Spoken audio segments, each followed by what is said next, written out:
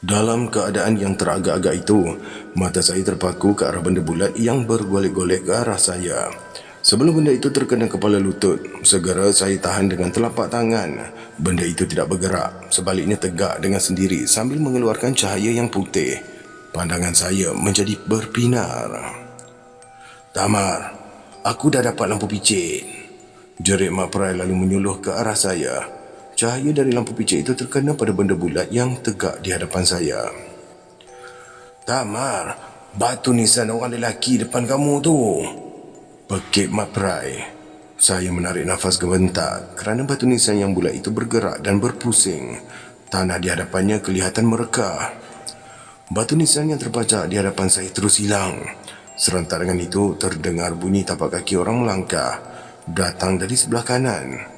Berpandukan pada cahaya lampu picit Mat Prai, saya terus menggolekkan badan ke arahnya, melanggar apa sahaja yang ada di tanah. Saya dapat menyatukan diri dengan Mak Prai. "Kau tengok tu, tengok." Mak Prai mengalahkan muncul lampu picit ke kanan. Saya terlihat kaki yang bahagian atasnya terbentuk macam kaki gajah, penuh dengan bulu yang tebal. Tumit kakinya berbentuk agak tajam seperti taji ayam jantan. Jari kakinya pula berjumlah 3. Ibu jarinya bulat dan mempunyai lekuk macam lok keris, manakala dua lagi jarinya kelihatan seperti bercantum dan mengeluarkan cairan yang berwarna putih. Saya mula terhidu bau daun sirih yang baru dipatahkan dari dahannya. Secara mendadak, lampu pijat Mak Prai tidak menyala. Kedua belah bahu saya dan Mak Prai seperti ditekan dengan sebatang kayu, membuatkan kami tidak dapat bergerak. Kalau bergerak, seluruh sendi terasa sakit. Kami tiada pilihan selain daripada mengarahkan biji mata kami ke arah kaki besar yang berbulu. Kaki itu bergerak ke arah longgokan durian di kaki tangga pondok. Puas saya mencari sebelah lagi kaki yang berbulu. Puas aku cari yang sebelah lagi kakinya. Agaknya memang makhluk ni berkaki satu, bisik Mak Prai. Agaknya lah, saya segera menganggukkan kepala. Makhluk apa pula ni? Rungut Mak Prai lagi. Sebaik saja Mak Prai selesai merungut, seluruh kawasan sekitar kami terang macam keadaan terang bulan. Beberapa ekor kelawar berterbangan di atas kepala kami bersama dengan suara lolongan anjing dan jeritan burung hantu. Kaki besar yang berbulu berhenti bergerak. Tempatnya digantikan oleh seekor tupai yang bulunya keperang-perangan. Besarnya lebih kurang sama besar dengan kambing dara. Mata tupai aneh itu merenung ke arah kami dengan tajam. Giginya yang tajam dan putih itu dipamerkan ke arah kami. Misainya pula bergerak-gerak. Ekornya digoyang-goyangkan ke kiri dan ke kanan. Suara dari tupai aneh itu memekakkan anak telinga kami. Dalam tempoh beberapa saat sahaja, beratus-ratus ekor tupai berwarna hitam terjun dari ranting pokok sekitar kawasan pondok. Semuanya menuju ke arah longgokan durian. Mulut saya dan Mak Prai ternganga. Memang tak masuk akal dan sukarlah dipercayai, malah akan menjadi bahan ketawa kalau disampaikan kepada sesiapa sahaja yang berada di dunia. Mereka pasti tidak percaya bila diberitahu ada tupai hitam menjelma waktu malam untuk makan durian yang dilonggokkan. Tupai-tupai itu pula hanya mengambil masa tak sampai 5 minit untuk melenyapkan jumlah durian lebih daripada 100 biji. Semua yang saya lihat membuatkan badan saya berpeluh dan lolongan anjing dan nyanyian burung hantu pula makin memanjang. "Panggillah datuk kamu. Aku bimbang kalau tupai-tupai itu menyerang kita." Mak Prai menyuarakan kebimbangannya. "Nantilah dulu," kata saya. Sebab utama saya tidak mahu memanggil datuk kerana saya tidak dapat bersuara dengan lantang. Tekak saya ini terasa sakit dan pedih. Selain dari itu, saya jadi terhibur melihat kumpulan tupai yang sudah kekenyangan itu membawa biji-biji durian ke tempat lapang. Biji durian itu dilonggokkan di situ.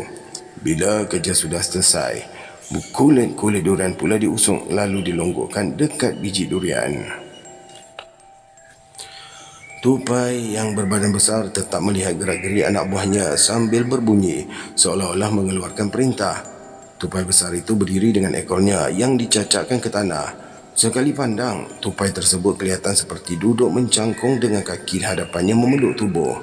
Anak buahnya pula meletakkan 7 ulas isi durian yang cantik di hadapannya. Bila dia memakan durian tersebut, anak buahnya pun duduk kaku, seolah-olah memberikan penghormatan padanya. Bila tupai besar itu selesai makan, biji durian yang diluahkannya segera diambil oleh anak buahnya dan terus ditanam.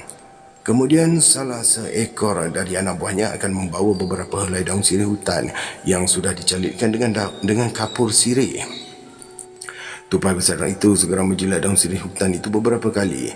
Daun sirih yang sudah dijilatnya itu diletakkan di hujung dahi kanannya. Sebaik sahaja hujung kaki kanannya terkena daun sirih, semua anak buahnya bertempiaran lari lalu mencari dedahanan berdekatan.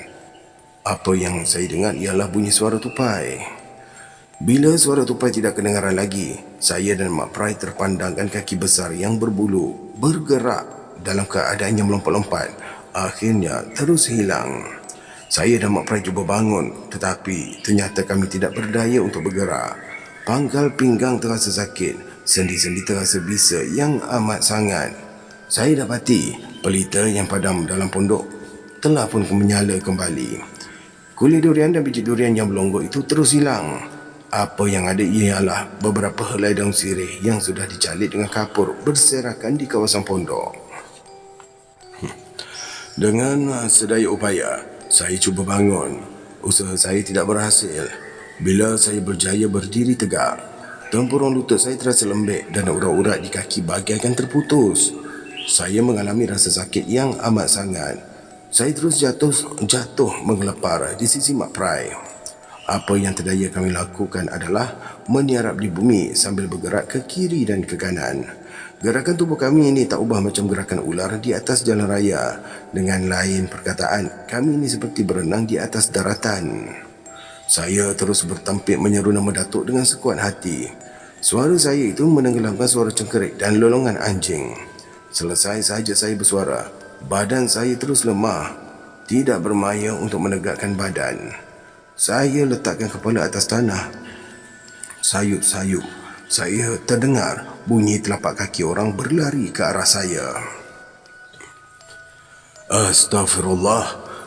Apa dah jadi dengan kamu berdua ni? Saya membuka mata melihat Datuk berdiri di hujung kepala saya. Mak Prai sudah tidak bergerak langsung.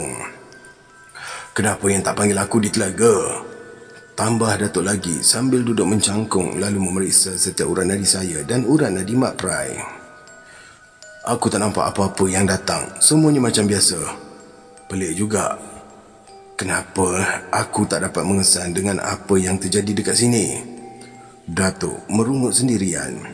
Dia terus mengambil lampu suluh di tangan Mak Prai yang masih lagi menyala. Tanpa membuang masa, Datuk terus menuju ke perigi semula. Datang kepada kami semula dengan membawa satu baldi air. Datuk letakkan baldi yang berisi air di tengah, iaitu di antara saya dengan Mak Prai. Kemudian dia mengambil beberapa helai daun yang hijau, dimasukkan ke dalam perut baldi. Datuk mencari pula ranting kayu, lalu air dalam baldi itu dikacau. Datuk berhenti mengacau air di dalam baldi.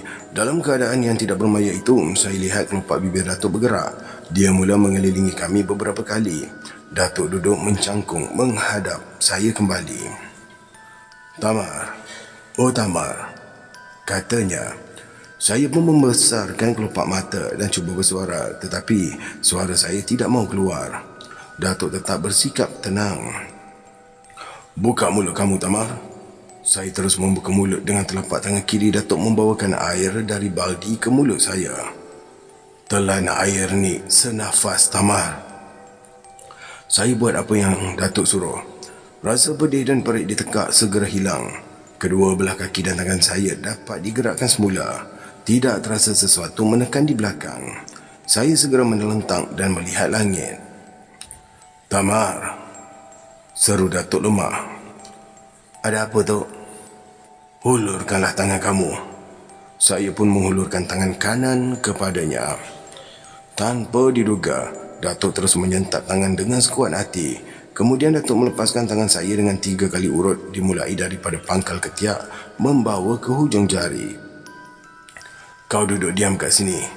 Datuk mengeluarkan perintah. Saya akur dengan perintah itu. Datuk segera mendekati Mak Prai pula. Apa yang telah dilakukan pada saya, itu jugalah yang dilakukan oleh Datuk kepada Mak Prai.